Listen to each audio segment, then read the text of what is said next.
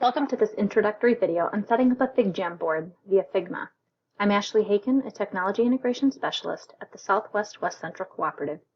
If you haven't already, make sure you create your free teacher account by visiting figma.com/education/. After you have created a free account, log in using your chosen credentials. The home screen will appear like this. For today's video, we are focusing on how to create basic shapes in a FigJam.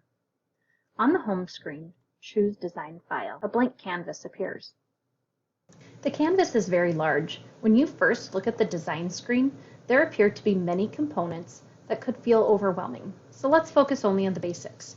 Do not build directly on the canvas, as it is nearly infinite in pixels in any direction. Instead, build your designs within a frame. Think of a frame as a single screen in your design. At the top of the design center is your toolbar. This contains the tools we need to create frames. Click Frame. On the right side, some preset frame sizes appear. Pick one based on your target audience. If your district uses a tablet, you may choose a tablet setting.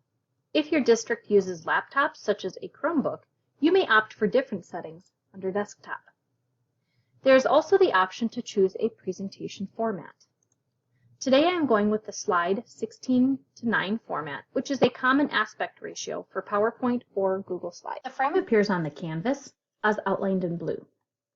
Now on the left-hand side, right-click the layer and rename the layer. In my example, I will name it Home. Before you build the design in your frame, it helps to understand how to move about your frame. If you are using a trackpad, you can navigate using 2 fingers to move around, or the pinch feature to zoom in and out. If you are using a mouse, you press the space bar in order to click and drag. Now that you know how to navigate the frame in a basic way, it's time to add information to the frame. Using the toolbar at the top, you insert shapes, text, or writing into your frame. In this example, I'm going to insert.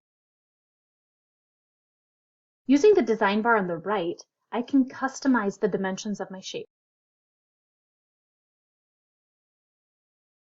When I inserted the rectangle appeared in my home layer as indicated on the left side.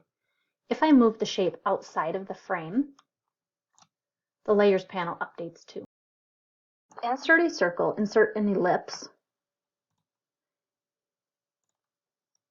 and hold down Shift while you drag.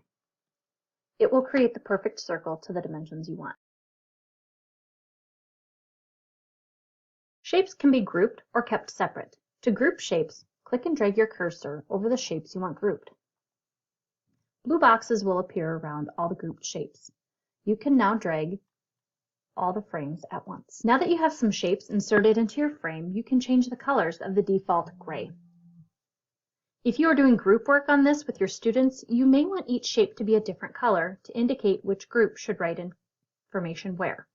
To do so, click on your individual shape or group of shapes that you want to change the color. Choose Fill on the design pane on the right. If you know the hex code for your color you want to use, put it in the text spot. Otherwise, click on the color to access all the colors.